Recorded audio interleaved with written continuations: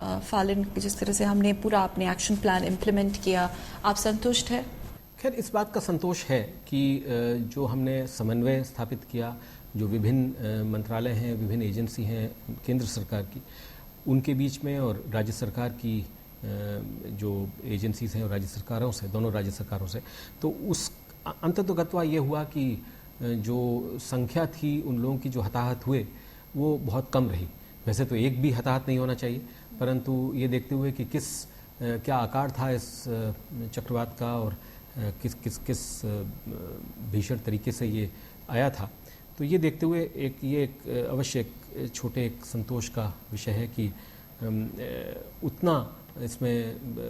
Loss of life नहीं हुआ जितना कि हमें आशंका थी कि हो ना जाए। और खैर, हम लोगों ने इसके लिए राज्य सरकार ने भी बहुत मेहनत की। और ओवरऑल रिव्यू की बात करें, किसी भी तरीके की इमरजेंसी से जूझने का क्षमता क्या होनी चाहिए, किस प्रकार की होनी चाहिए, इसके लिए दिशा निर्देश और गाइडलाइंस तो सब स्टेट्स को दिए जा चुके हैं और स्टेट्स कर भी रहे हैं। कुछ स्टेट्स थोड़े आगे हैं, कुछ थोड़े इसमें पीछे चल रहे हैं, ये इसमें, परंतु ये है कि इस तरह की जब चुनौती आती है तो ये एक सबक मिलता है सबको कि इस क्षेत्र में और इस दिशा में किसी प्रकार की ढील की की गुंजाइश ही नहीं है। एनडीएमए को और बल देना या एनडीआरएफ की जैसे ट्रेनिंग की बात की, स्पेशलाइज्ड ट्रेनिंग की बात की, या एनडीएमए को और ज़्यादा to give it more teeth, इस बारे में कुछ उस डायरेक्शन में कुछ चल रहा है सर? खैर, एनडीआरएफ की और बटालियन रेज करने की के लिए कार्रवाई हो रही है। और जहाँ तक एनडीएमए को इसमें टीथ देने का इतना सवाल नहीं है जितना कि ये कि लगातार इस पर इन सिस्टम्स को फंक्शनल रखा जाए, स्ट्रेंथन करा जाए। वो तभी होगा जब सब स्टेट्स भी ये रियलाइज़ करें कि ये आपदा जो है कभी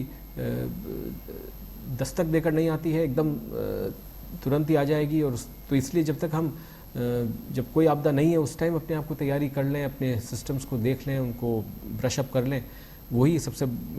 बड़ी एक प्रिपरेशन है। तो एनडीएमए अपनी तरफ से गाइडलाइंस वो इशू कर चुके हैं, और भले से वो वल्नरेबिलिटी असेसमेंट की हो या रिस्क एनालिसिस की हो, और इन सब से हम लोग एक अपने आप को मजबूत भी करने का प्रयास करते हैं और कर रहे हैं। और मोटी चीज़ ये है कि हमें एक रिलीफ सेंट्रिक अप्रोच नहीं रखनी है कि जब कोई डिज़ास्टर हो जाए तो हम एकदम वहाँ पहुँच जाएं, परंतु एक ऐसा प्रोएक्टिव और एक कॉम्प्रिहेंसिव एक माइंडसेट इस तरह का बनाना है कि हम पहले से ही किसी तैयार रहें और प्रिवेंट करने के लिए या मिटिगेट करने के लिए हम में क्षमता हो।